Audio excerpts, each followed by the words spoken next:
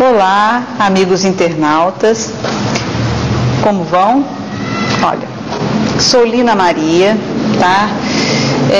Vamos começar um programa falando sobre tarô, tá?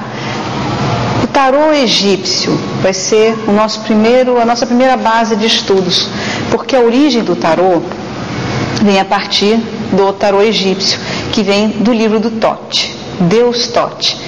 Quem era o Deus Tote?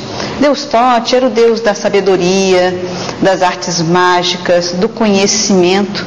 Para alguns também, ele estava relacionado ao julgamento das almas. Deus Tote era relacionado também, em alguns casos, com a morte, tá? E principalmente ligado à espiritualidade. Como todas as divindades egípcias, o Deus Tote, ele era representado com a cabeça de um animal. Tá? Vocês podem observar que todo deus egípcio, ele sempre teve a cabeça de um animal, com exceção da deusa Ísis, né? Que era a deusa da fertilidade, do amor, da fecundidade. O Deus Tote era representado pela cabeça de uma ave, a Ibis do Nilo, a Ibis branca do Nilo. É uma ave pernalta, de bico longo, curvado. E, inclusive, eles adoravam essas aves porque elas achavam que a Ibis, os egípcios antigos achavam que a Ibis, ela era uma encarnação do próprio Deus Tote. O Deus Tote, ele tinha os seus discípulos e passou o conhecimento para esses discípulos, que transferiram para papiros todo o conhecimento do Deus Tote. Como Deus, ele tinha um conhecimento acerca de todas as coisas no mundo, do universo, acerca da vida, da morte, da sabedoria, da magia, da transmutação. Ele era um Deus completo. E ele passou todo esse conhecimento para os seus discípulos. E é um vasto conhecimento. E esse conhecimento foi colocado em papiros, tá? Eram milhares de papiros. Esses papiros foram colocados na biblioteca, depois de milhares de anos, eles foram colocados na grande biblioteca de Alexandria. Infelizmente, a maior parte desse conhecimento se perdeu, porque houve um grande incêndio na biblioteca de Alexandria. Então perdemos uma boa parte de todo esse conhecimento que foi passado para esses papiros. Nos restaram poucas coisas a respeito dessa sabedoria do Deus Tote. E uma dessas coisas é o tarô. Foram as 78 lâminas do tarô egípcio. Tem até uma curiosidade, é uma lenda a respeito da transmissão desse conhecimento para os seus discípulos. Tem uma lenda que fala que o Deus Tote decidiu morar na Terra. E o que ele fez? Ele desceu à terra e achou que deveria passar este conhecimento para os homens. E escolheu como lugar, como novo lar, o Egito. E ele escolheu entre os egípcios todos aqueles que tinham uma grande espiritualidade ou uma grande sabedoria já, para poder passar esse conhecimento. E ele foi todo gravado, todo esse conhecimento foi gravado por seus discípulos escolhidos em 78 lâminas enormes de ouro. Tá? E Deus Tote, ele colocou imagens dos deuses egípcios e também imagens da vida cotidiana dos egípcios na terra, para passar esse conhecimento. E uma grande simbologia relacionada à cosmologia e ao ocultismo. Ele gravou tudo isso nessas placas de ouro, 78 lâminas. Ele as colocou em uma outra caixa de ouro e resolveu que a humanidade, naquele momento, não estava preparada para tamanho conhecimento. E o que ele fez? Jogou essa caixa de ouro com as lâminas no fundo do rio Nilo. E esse conhecimento só surgiria no momento em que os homens estivessem preparados para absorver tamanho conhecimento.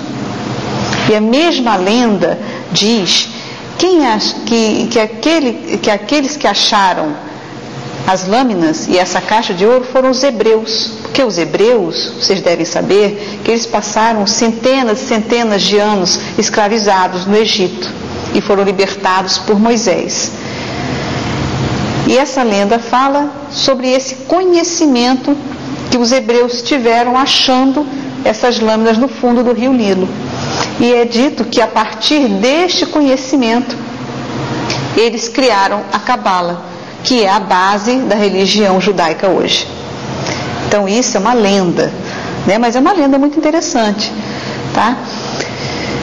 E vamos começar nossas aulas com essa base do conhecimento do Deus Tote acerca dessas lâminas que hoje é chamado de tarô, tá? Mas era chamado de o livro de Tote, não tarô.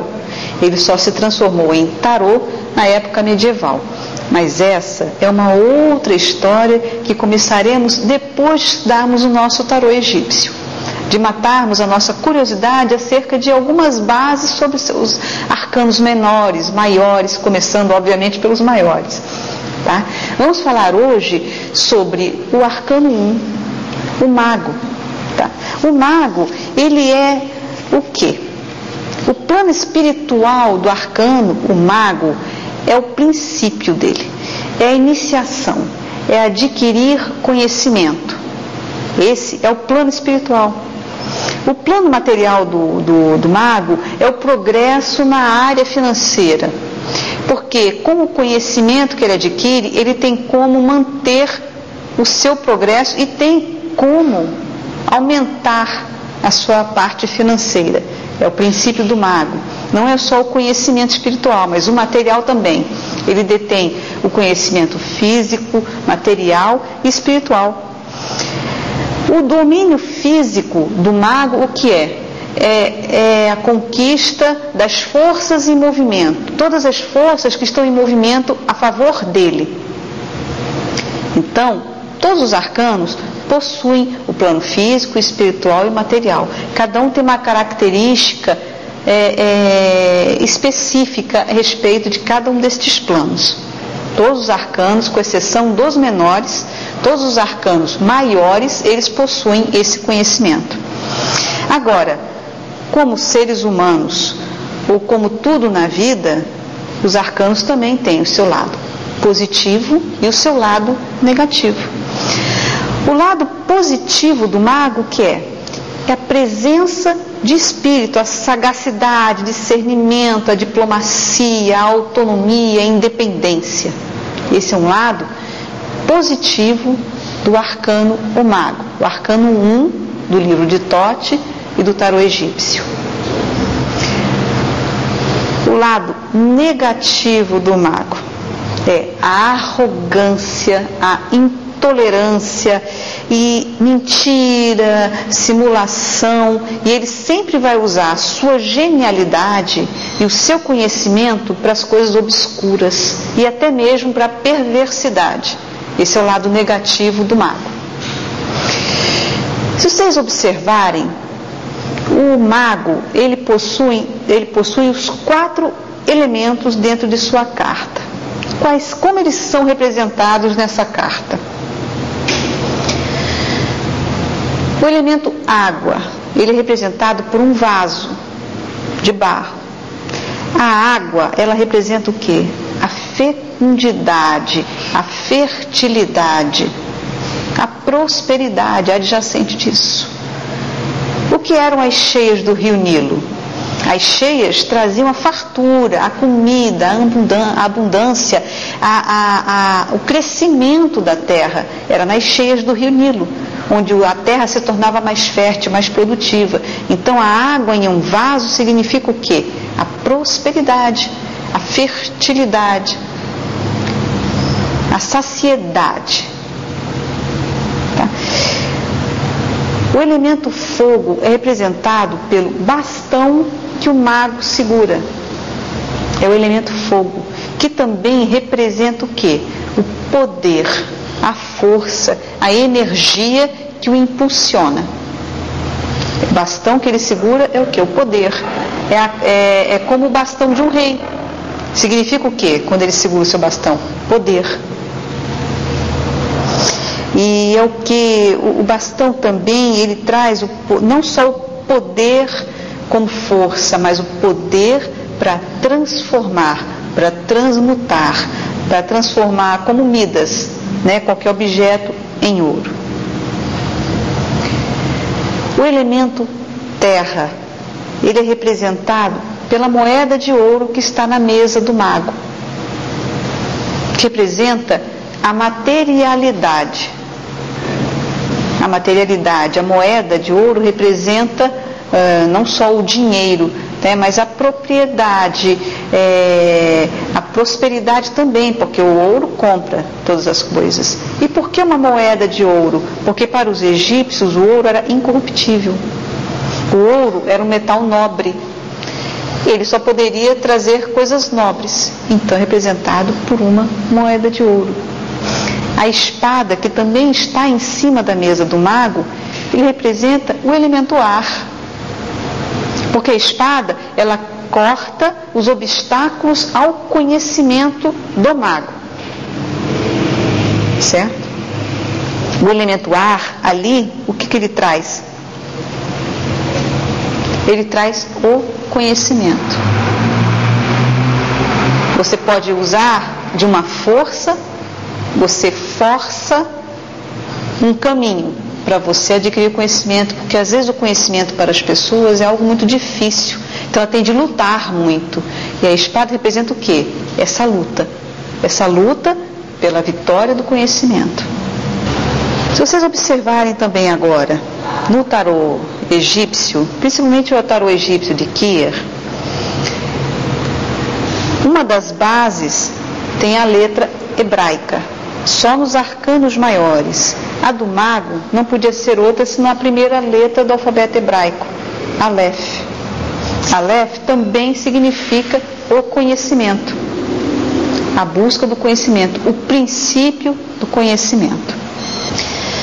Toda carta, todo o arcano maior, ele também tem um regente planetário.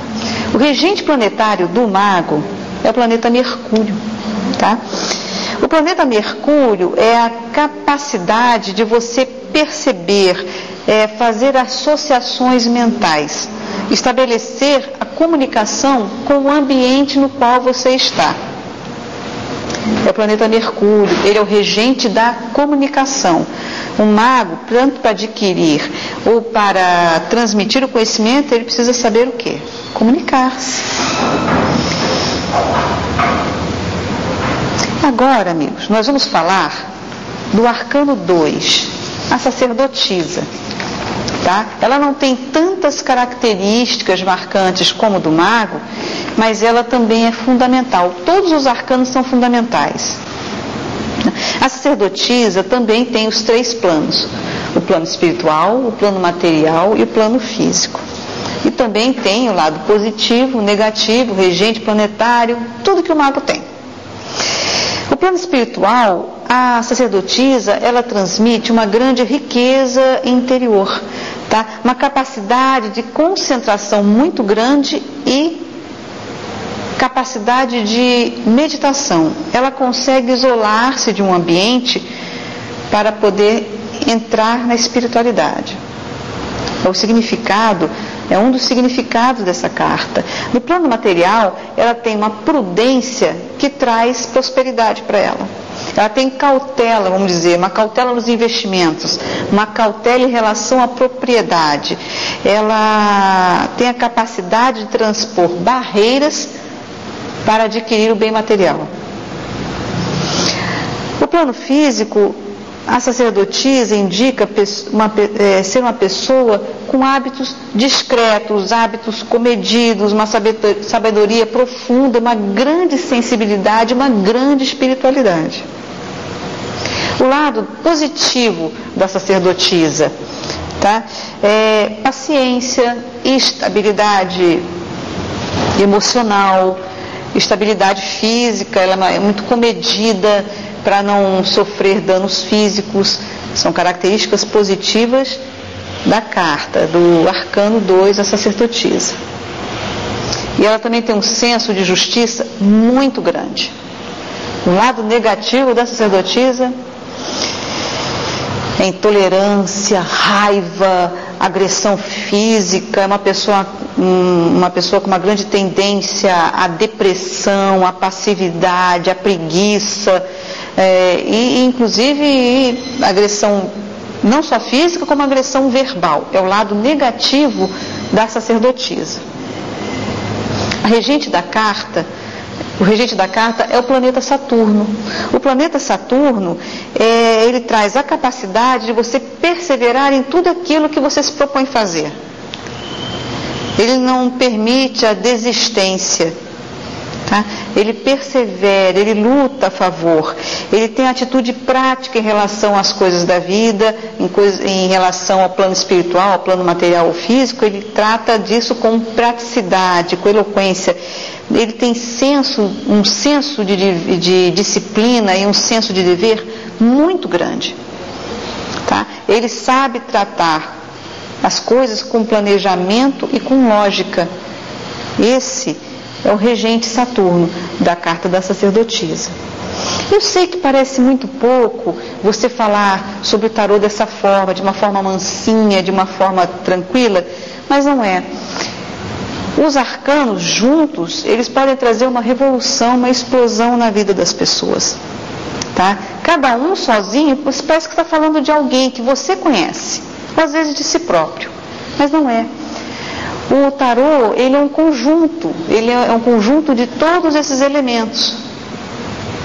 Tá? E eles colocados em jogo, eles podem abrir ou fechar muitas portas para todas as pessoas. Você tem de usar não apenas o conhecimento físico ou material daquilo que está sendo lido ou colocado ali na mesa, mas o seu conhecimento intuitivo, a sua racionalidade interior. Não apenas a mental, mas a racionalidade espiritual, porque ela existe. Você tem de ter discernimento e senso para saber usar as cartas do tarô. Vamos falar nos próximos programas, para não ficar algo muito parado e muito... Hoje é o meu primeiro programa, espero que vocês entendam. Estou meio desajeitada ainda, mas a partir do segundo garanto que já vou estar mais solta e mais tranquila. E vou trazer mais curiosidades a respeito do livro de Thoth. Vou procurar trazer sempre curiosidades para vocês entenderem o que significa o tarô advindo do livro de Thoth. Tá? Espero que vocês gostem, do mesmo modo como estou gostando de falar, e aliás eu falo muito, vocês vão ver. Agradeço a todos, espero que vocês fiquem com Deus e que possamos nos ver mais vezes. Todas as semanas estarei aqui com vocês, falando sempre sobre 2 ou 3 arcanos, o que o tempo me permitir falar, tá bom? E é só por hoje e até a semana que vem, se Deus quiser. Namastê para vocês.